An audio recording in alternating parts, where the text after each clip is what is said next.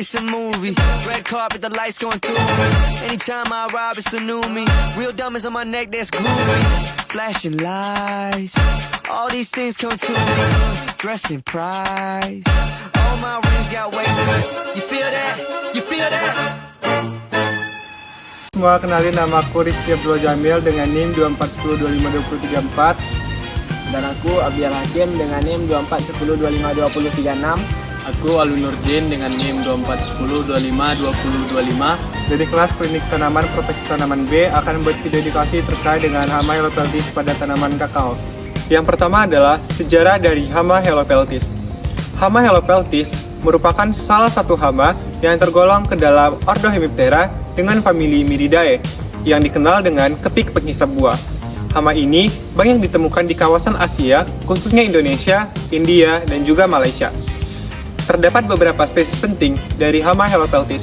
Yang pertama adalah Helopeltis anthonii, salah satu spesies yang paling pertama ditemukan pada catatan sejarah.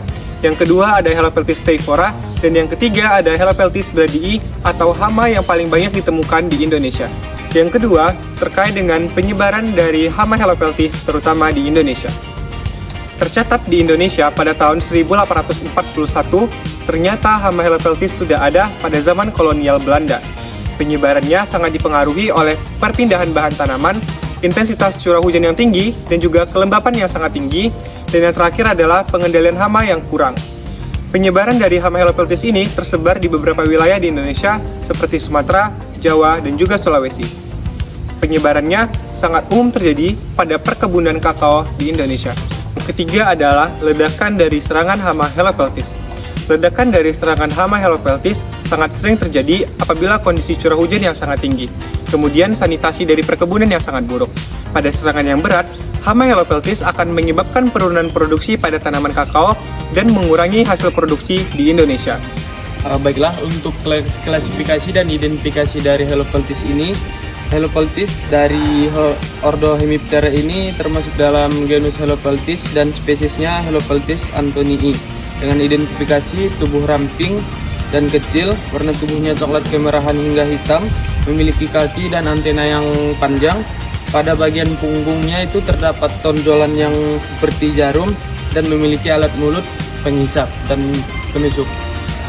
Baik, selanjutnya untuk morfologinya, di mana Helopeltis ini ada 3 siklus metamorfosis. Yang pertama itu telur, di mana bentuk telurnya ini lonjong dan memanjang, berwarna putih bening dan diletakkan di jaringan tanaman muda.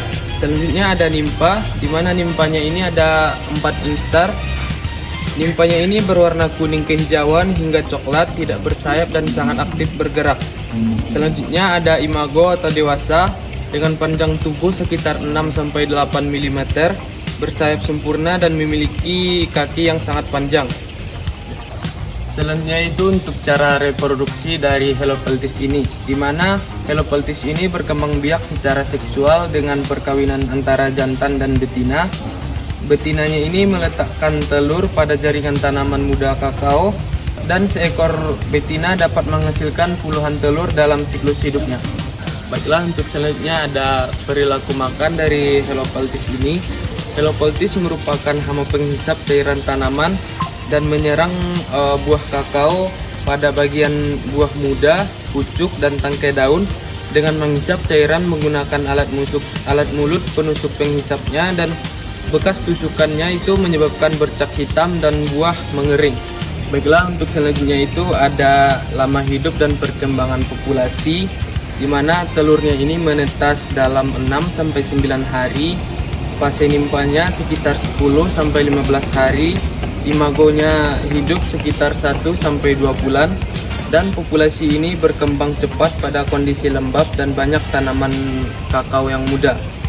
Dan selanjutnya ada faktor yang mempengaruhi kehidupan dari Helopeltis ini, di mana suhu sangat mempercepat perkembangan dari Helopeltis.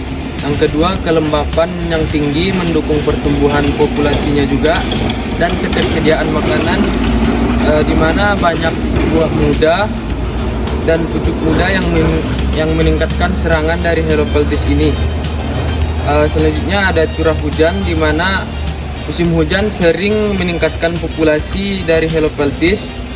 Habitat utama Helopeltis yang pertama ada di daerah tropis yang lembab dengan curah hujan yang tinggi.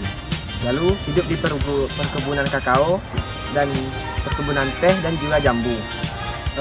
Hidup pada rentang ketinggian 200 sampai 1400 meter di permukaan laut dengan suhu yang hangat dan kelembaban yang tinggi.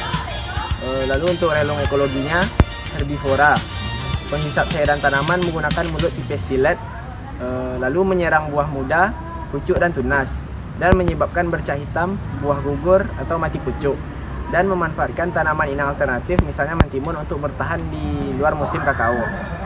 Untuk dinamika populasinya, siklus hidupnya itu cepat, telur menjadi nimfa dan imago dalam kurang lebih 3-4 minggu. Betina menghasilkan 10-11 telur per siklusnya. Populasinya meningkat pesat saat tersedia buah muda kakao. Lalu interaksi dengan organisme lain, musuh alaminya yaitu semut hitam, semut rangrang, parasitoid dan juga jamur entomopatogen. Kompetisinya dengan hama lain seperti penggerek buah kakao. Pengaruh agroekosistem, monokultur kakao menyediakan inang terus-menerus, kebun tidak terawat dan banyak pucuk yang muda dan meninggalkan peluang serangan. Masuk kepada materi terkait dengan pengendalian hama Helopeltis. Pada umumnya, pengendalian hama Helopeltis terbagi menjadi beberapa pengendalian. Yang pertama, pengendalian dengan ramah lingkungan atau dengan konsep pengelolaan hama terpadu. Yang kedua, pengendalian secara biologis. Dan yang ketiga, pengendalian secara kimiawi. Pengendalian dengan menerapkan konsep PHT terbagi menjadi beberapa jenis. Yang pertama, melakukan pemangkasan atau sanitasi lahan. Yang kedua, pengaturan sirkulasi dari tanaman ataupun kebun. Dan yang ketiga, melakukan monitoring hama. Yang kedua, pengendalian biologi.